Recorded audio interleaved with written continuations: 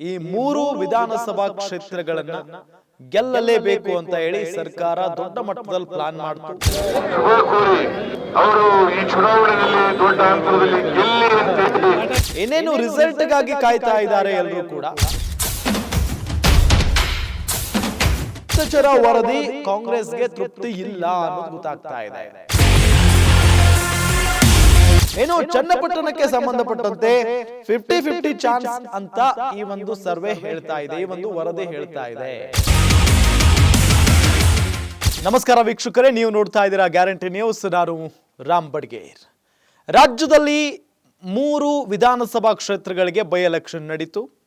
ಈ 3 ವಿಧಾನಸಭಾ ಕ್ಷೇತ್ರಗಳನ್ನ ಗೆಲ್ಲಲೇಬೇಕು ಅಂತ ಹೇಳಿ ಸರ್ಕಾರ ದೊಡ್ಡ ಮಟ್ಟದಲ್ಲಿ ಪ್ಲಾನ್ ಮಾಡ್ತು.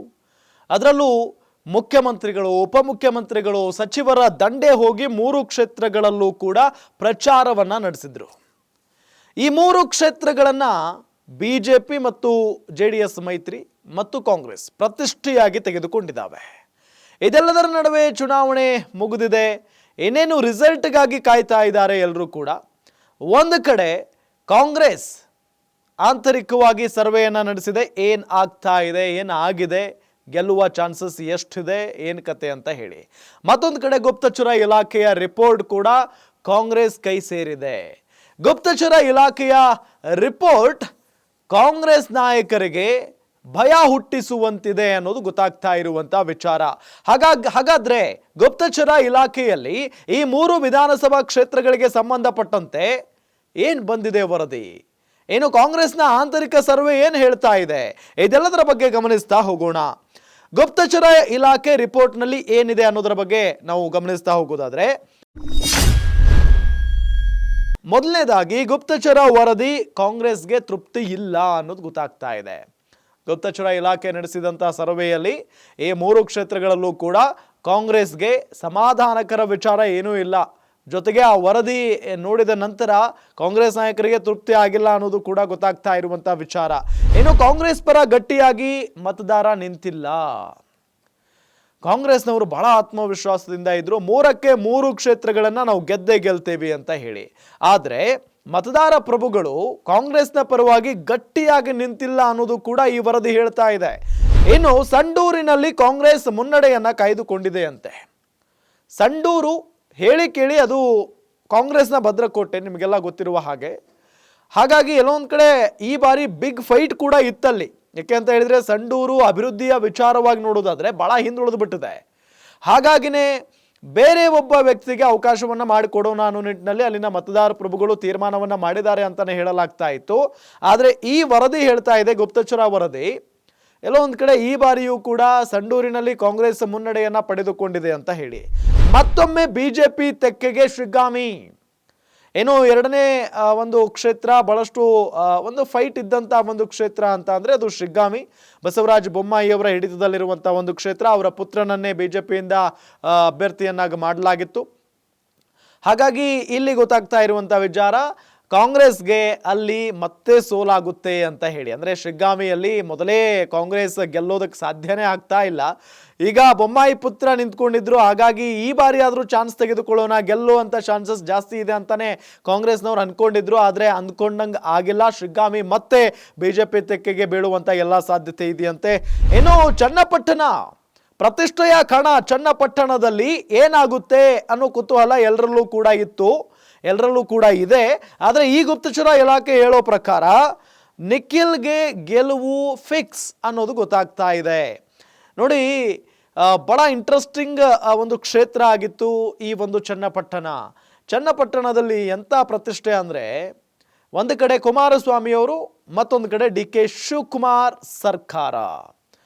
ಎಲ್ಲ ಒಂದು ಕಡೆ ನಿಖಿಲ್ ಕುಮಾರಸ್ವಾಮಿ ಮೈತ್ರಿ ಅಭ್ಯರ್ಥಿ, ಕಾಂಗ್ರೆಸ್ನ ಅಭ್ಯರ್ಥಿ CP ಯೋಗೇಶ್ವರ್, ಇವರಿಬ್ರು ಅಭ್ಯರ್ಥಿಗಳಾಗಿದ್ರು ಕೂಡ ಫೈಟ್ ನಡೀತಾ ಇದ್ದಿದ್ದು ಮಾತ್ರ DK ಶಿವಕುಮಾರ್ ಮತ್ತು HD ಕುಮಾರಸ್ವಾಮಿ ಅವರ ನಡುವೆ. ಹಾಗಾಗಿನೇ ಶತಾಯಗತಾಯಿ ಗೆಲ್ಲಬೇಕು ಈ ಕ್ಷೇತ್ರವನ್ನ. ರಾಮನಗರದಲ್ಲಿ JDSನ ಸಂಪೂರ್ಣವಾಗಿ ಆಲ್ಔಟ್ ಮಾಡಿಬಿಡಬೇಕು ಅನ್ನೋ ನಿಟ್ಟಿನಲ್ಲಿನೇ ಪ್ಲಾನ್ ಮಾಡ್ಕೊಂಡಿದ್ದಂಥ DK ಬ್ರದರ್ಸ್ಗೆ ಈ ವರದಿ ಶಾಕ್ ಕೊಟ್ಟಿದೆ. ಅಂದ್ರೆ ಮೈತ್ರಿ ಅಭ್ಯರ್ಥಿ ಆಗಿರುವಂತ ನಿಖಿಲ್ ಕುಮಾರಸ್ವಾಮಿ ಚನ್ನಪಟ್ಟಣದಲ್ಲಿ ಗೆಲ್ತಾರೆ ಅಂತ ಗುಪ್ತಚರ ಇಲಾಖೆಯ ವರದಿ ಈ ಸಂದರ್ಭದಲ್ಲಿ ಸ್ಪಷ್ಟವಾಗಿ ಹೇಳ್ತಾ ಇದೆ. ಇದರ ಜೊತೆಗೆ ಕಾಂಗ್ರೆಸ್ ಕೂಡ ಆಂತರಿಕ ಸರ್ವೆಯನ್ನ ನಡೆಸಿದೆ.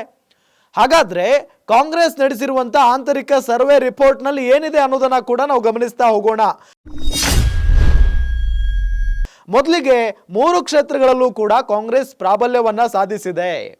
ಇದು ಕಾಂಗ್ರೆಸ್ನ ಆಂತರಿಕ ವರದಿ ಅಲ್ಲಿ ಹೇಳ್ತಾ ಇದೆ 3 ಕ್ಷೇತ್ರಗಳಲ್ಲೂ ಕೂಡ ಕಾಂಗ್ರೆಸ್ ತನ್ನ ಪ್ರಾಬಲ್ಯವನ್ನ ಸಾಧಿಸಿದೆ ಅಂತ ಹೇಳಿ. ಇನ್ನು ಸಂಡೂರಿನಲ್ಲಿ ಸಂತೋಷ್ ಲಾಡ್ ಪ್ರಭಾವದಿಂದ ಗೆದ್ದೇ ಗೆಲ್ತಾರೆ ಈ ತುಕಾರಾಮ್ ಅವರ ಪತ್ನಿ ಪೂರ್ಣಿಮಾ ಅವರು. ಈ ಒಂದು ಆಂತರಿಕ ವರದಿ ಹೇಳ್ತಾ ಇದೆ, ಕಾಂಗ್ರೆಸ್ನ ಆಂತರಿಕ ವರದಿ. ಸಂಡೂರು ಕಾಂಗ್ರೆಸ್ ತೆಕ್ಕೆಗೆ ಬೀಳುತ್ತೆ.